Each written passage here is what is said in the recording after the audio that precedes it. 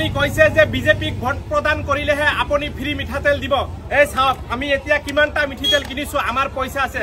আপোনাৰ মিছা কথাৰ প্ৰতিশ্ৰুতি আমাক নালাগে, আপোনাক আমি ভোটো নিদিওঁ, আমাক মিঠাতেলৰ ফ্ৰী নালাগে। আপুনি বিটিচি নিৰ্বাচনত যেনেকে আপোনাৰ বিটিচিৰ ৰাইজে আপোনাক ধূলিসাৎ কৰি দিলে, ঠিক তেনেধৰণে 26ৰ নিৰ্বাচনতো আপোনাক ধূলিসাৎ কৰি দিব। আৰু অতি শীঘ্ৰেই অসমত গৌৰৱ গগৈ ডাঙৰীয়াৰ নেতৃত্বত কংগ্ৰেছৰ চৰকাৰ। আমাৰ বিবেচনা শক্তিটো এখন মানুহৰ মেইন। আপুনি কোনো বিবেচনা নোহোৱাকে সদায় জেঙাল কথাবিলাক কৈ জেং কৰি সদায় মুখ্যমন্ত্ৰী এজনে মুখ্যমন্ত্ৰীক সন্মান নৰক্ষা নকৰি জেং কৰি কৰি গোটেই অসমৰ পৰিস্থিতি বৰবাদ কৰি দিছে। এটা ভাল কাম নাই আপোনাৰ জীৱনত।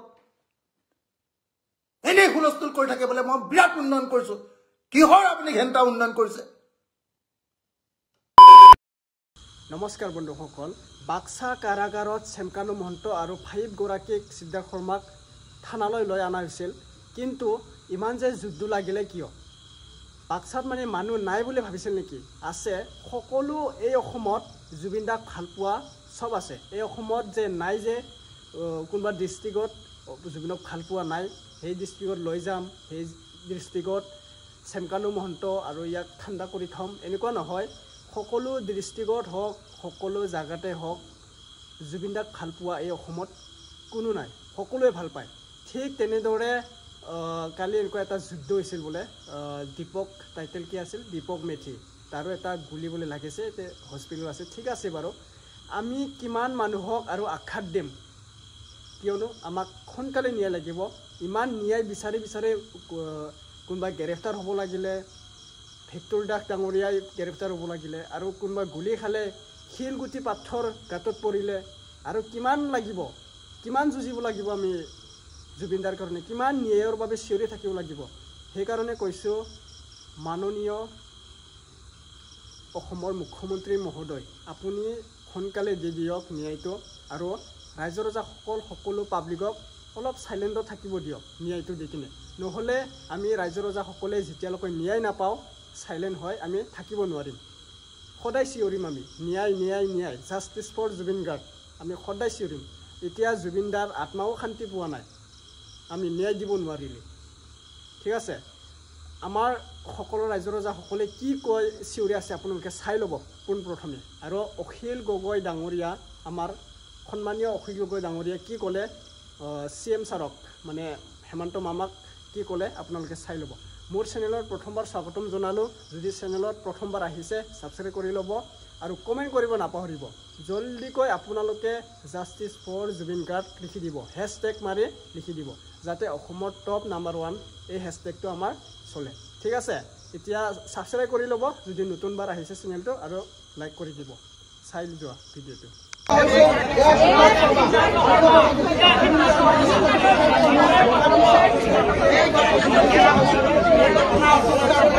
এইটো নহয়, এইটো নহয়, ইয়াত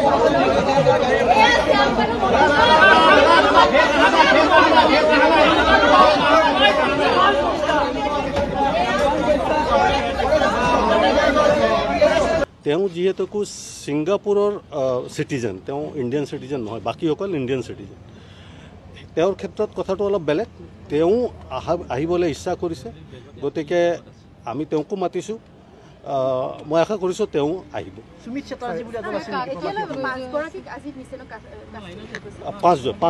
পাঁচগৰাকী সামাজিক মাধ্যমত পষ্টমৰ্টেম ৰিপৰ্ট এটা যথেষ্ট ভাইৰেল হৈছে, কথাবোৰ কি আচলতে, এয়া সঁচা নে মিছা?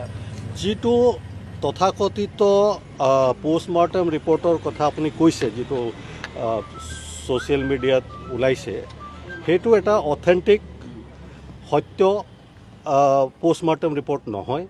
আপোনালোকে ভালকৈ চালে গম পাব, তাত কোনো ডক্টৰৰ ছিগনেচাৰ নাই। এটা পষ্টমৰ্টেম ৰিপৰ্টত ডক্টৰৰ ছিগনেচাৰ থাকে, যিসকল ডক্টৰে, গতিকে সেইটো কোনো চহী নথকা, কোনো ডক্টৰৰ চহী নাই। এটা সত্য পষ্টমৰ্টেম ৰিপৰ্ট নহয়। যিটো পষ্টমৰ্টেম ৰিপৰ্ট আমাৰ হাতত আহিছে সেইটো বেলেগ ধৰণৰ। তাত কিন্তু যিটো আপোনালোকে তথাকথিত পষ্টমৰ্টেম ৰিপৰ্ট ছ'চিয়েল মিডিয়াত ওলাইছে, সামাজিক মাধ্যমত ওলাইছে, তাত কোনো ডক্টৰৰ চহী নাই। গতিকে সেইটো সত্য বুলি ক'ব নোৱাৰি। কোনোবাই ইমান ইণ্টেনশ্যনেলি এইবোৰ দিবলৈ চেষ্টা কৰিছে গোটেই মানে প্ৰপগেণ্ডা এটা লৈ যাবলৈ হ'ব পাৰে সেইটো আমি ইনকুৱাৰী কৰিম। মই সকলোকে আকৌ আহ্বান কৰিম যে কোনো ধৰণৰ ফেক নিউজ বা ভুৱা বাতৰি প্ৰচাৰ নকৰিব। আমি ছ'চিয়েল মিডিয়াক মনিটৰ কৰি আছোঁ। বিভ্ৰান্তি ধৰণক বা ৰাইজৰ মাজত এটা ভুল মিছা বাতৰি প্ৰচাৰ কৰিলে সেইটো এটা অপৰাধ, আমি একশ্যন ল'ম। গতিকে মই সকলোকে আহ্বান কৰিম যে কোনো ধৰণৰ ভুল বাতৰি যাতে প্ৰচাৰ নকৰে। আৰু এটা ছিংগাপুৰৰ পৰা মেইল অহা বুলি কৈছিলে কালি তেওঁলোকে। আমি যোৱাকালি ছিংগাপুৰ অথৰিটিৰ পৰা ভাৰতীয় হাই কমিশ্যনৰ জৰিয়তে এটা মেইল পাইছোঁ। তেওঁলোকে তাত আমাক বিচাৰিছে যে আপোনালোকৰ কোন কোন অফিচাৰ আহিব আৰু আপোনালোকৰ কি কি এজেণ্ডা আছে ইয়াত সেইটো আমাক জনাওক। সেইটো আমি ইতিমধ্যে জনাইছোঁ আৰু কালি আমি তাৰ জবাব দিলোঁ। আৰু আমাৰ এমলেট ৰিকুৱেষ্টটো যোৱা 30 ছেপ্টেম্বৰতে তেওঁলোকে পাইছে। গতিকে এইটো এটা খুব পজিটিভ ডেভেলপমেণ্ট আৰু মই আশা ৰাখিছোঁ যে খুব সোনকালে আমি তেওঁলোকৰ পৰা গ্ৰীণ ছিগনেল পাম আৰু আমি তাত গৈ আমাৰ যি তদন্তৰ কাম আছে সেইটো আগবঢ়াব পাৰিম। আৰু ইতিমধ্যে ইয়াত আমাৰ তদন্তৰ কাম খুব ভালকৈ চলি আছে। ছাৰ আৰু এটা কথা চাওক, ইয়াত ইয়তত থকা শেখৰ গোস্বামী হওক, অমিত প্ৰভা মহন্ত হওক বা সিদ্ধাৰ্থ শৰ্মা তেওঁলোকক গ্ৰেপ্তাৰ কৰা প্ৰৱাসী অসমীয়াসকল আহিল। CID গাড়ীত তেওঁলোকক লৈ অহা হ'ল, গেষ্ট হাউচত ৰখা হৈছে, কিন্তু তেওঁলোকক জবানবন্দী লোৱাৰ পিছত আদালতত তেওঁলোকক যাবলৈ দিয়া হৈছে। এই ক্ষেত্ৰত তেওঁলোকৰ ক্ষেত্ৰত আমি গোটেই প্ৰমাণ সাক্ষী যিমান আছে সেইখিনি আমি এনালাইজ কৰিছোঁ। যি ধৰণৰ প্ৰমাণ সাক্ষী যাৰ এগেইনষ্টত আহিব তেওঁলোকৰ আমি তেনেকৈ ব্যৱস্থা ল'ম। তেওঁলোকৰ ছিংগাপুৰৰ পৰা অহাসকলৰ এটা ছিকিউৰিটিৰ কনচাৰ্ণ আছিলে।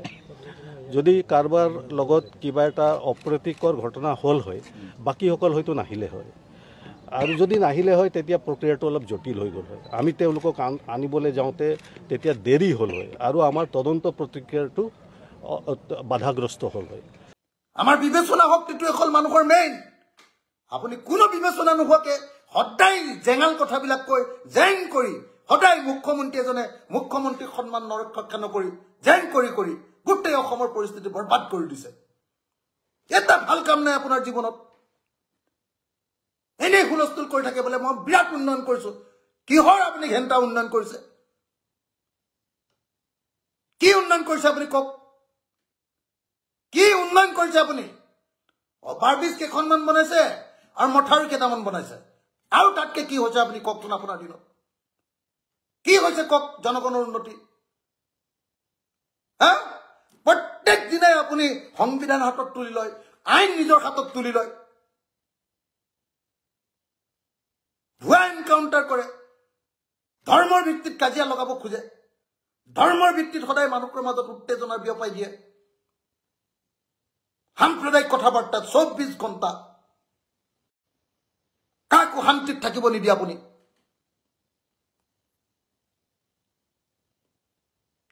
মুখ্যমন্ত্ৰী ডাঙৰীয়া বহুত বেছি হৈছে, অশান্তি হৈ গৈছে আৰু নোৱাৰিছো। আপুনি এনেকৈ অসমীয়া কৰক। গীতাৰ্থ দেৱশৰ্মা ASP, যাৰ কাৰণে আজি এই ঘটনাবিলাক ঘটিবলৈ পালে, আমাৰ একদম খাস অসমীয়া খিলঞ্জীয়া অসমীয়া মানুহৰ ওপৰত আক্ৰমণ কৰিবলৈ পালে।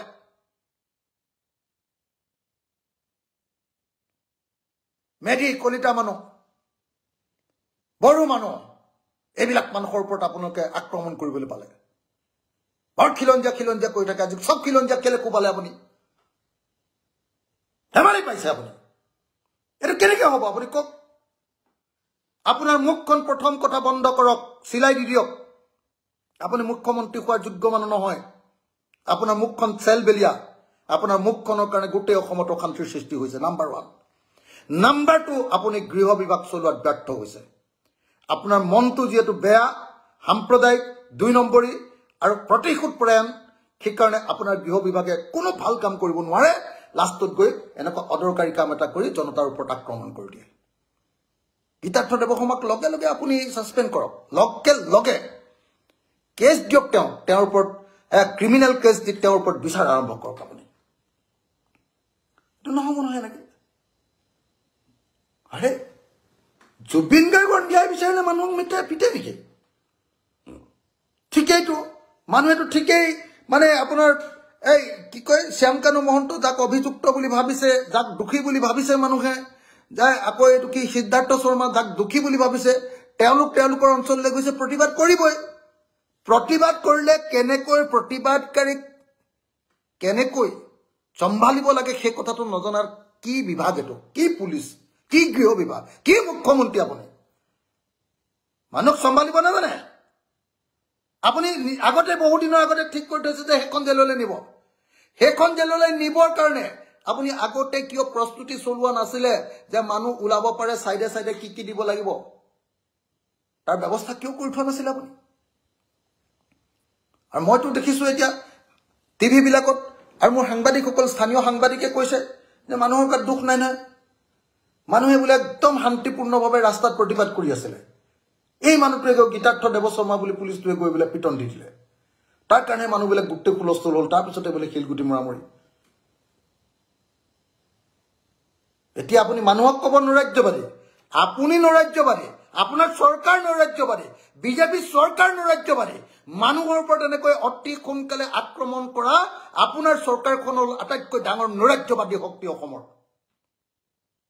আটাইতকৈ ডাঙৰ যদি এনাৰ্কিষ্ট কোনোবা আছে আপুনি বেলেগ কোনো নহয় অসমৰ আটাইতকৈ 2 নম্বৰ ৰাজনীতি কৰা মানুহ আছে যদি আপুনি বেলেগ কোনো নহয় অসমৰ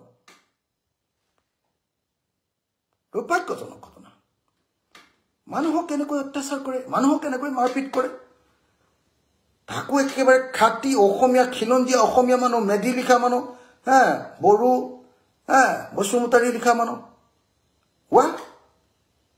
কথাই প্ৰতি খালি তোমালোকৰ লাঠিডাল বন্দুক টুৱাৰি এইটো কেনেকুৱা কথা জুবিন গাৰ্গ হাৰ্ট গতিকে তেওঁৰ কাৰণে কোনোবাই প্ৰতিবাদ কৰিব প্ৰতিবাদটো তোমালোকে ঠিকমতে মেনেজ কৰা তেওঁলোকক ভালকে মানে কি কয় এইটো কি কয় ধুনীয়াকে তোমালোকে সেইটো খেৰি কৰা মেনেজমেণ্টটো ঠিকমতে কৰা মেনেজমেণ্টটো ঠিকমতে নকৰি মানুহৰ ওপৰত গুলিয়াই দিবা মানুহক উত্তেজিত কৰিবা মানুহক অপৰিচিতভাৱে নিৰ্জনতাৰ ওপৰত আক্ৰমণ কৰিবা আৰু তাৰ পিছত আকৌ জনতাৰ ওপৰতে বিভিন্ন কথা কবা আৰু যেতিয়া তুমি ফেইল কৰিবা তৃতীয় শক্তি কোনটো তৃতীয় শক্তি তোমাৰ ক'ত তোমাৰ তৃতীয় শক্তিটো আছে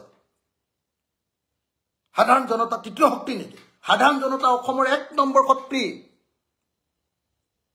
জনতাই প্ৰতিবাদ কৰিছিল জনতাৰ প্ৰতিবাদৰ ওপৰত গীতাৰ্থ শৰ্মাই মাৰপিট কৰিছে আৰু সাগে গীতাৰ্থ শৰ্মাক মাৰপিট কৰিবলৈ তুমি দিছিলা আপুনি দিছিলে আৰু যদি আপুনি দিছিলে তেতিয়াহলে তৃতীয় শক্তিটো আপুনি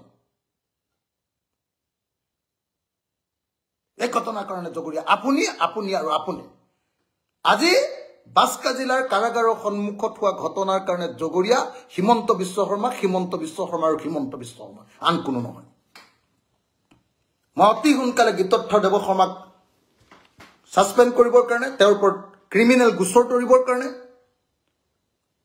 আৰু কিয় গৃহ বিভাগ ব্যৰ্থ হৈছে ব্যৰ্থতাৰ কাৰণে যাৰ ওপৰত শাস্তি দিব লাগে আৰু অসমৰ গৃহমন্ত্ৰী তথা অসমৰ মুখ্যমন্ত্ৰী হিমন্ত বিশ্ব শৰ্মাৰ পদত্যাগৰ কাৰণে দাবী উত্থাপন কৰিছো এজন অসমীয়া হিচাপে দাবী উত্থাপন কৰিছো এজন মানুহ হিচাপে দাবী উত্থাপন কৰিছো এজন অসমৰ মানুহৰ কাৰণে মাতমতা মানুহ হিচাপে দাবী উত্থাপন কৰিছো ৰাইজৰ দলৰ সভাপতি হিচাপে দাবী উত্থাপন কৰিছো অখিল গগৈ হিচাপে দাবী উত্থাপন কৰিছো যে আপুনি পদত্যাগ নকৰিলে অসমখন শান্ত নহয় অসমখন শান্তিৰে থাকিবলৈ নাপায় অসমীয়া মানুহ শান্তিৰে থাকিবলৈ নাপায় আপুনি পদত্যাগ কৰক আৰু আপুনি পদত্যাগ কৰক ধন্যবাদ ৰাইজ মই বেছি উত্তেজিত হৈছো মই জানিছো কিন্তু জনতাৰ ওপৰত আক্ৰমণ কৰাটো মই কেতিয়াও সহ্য কৰিব নোৱাৰো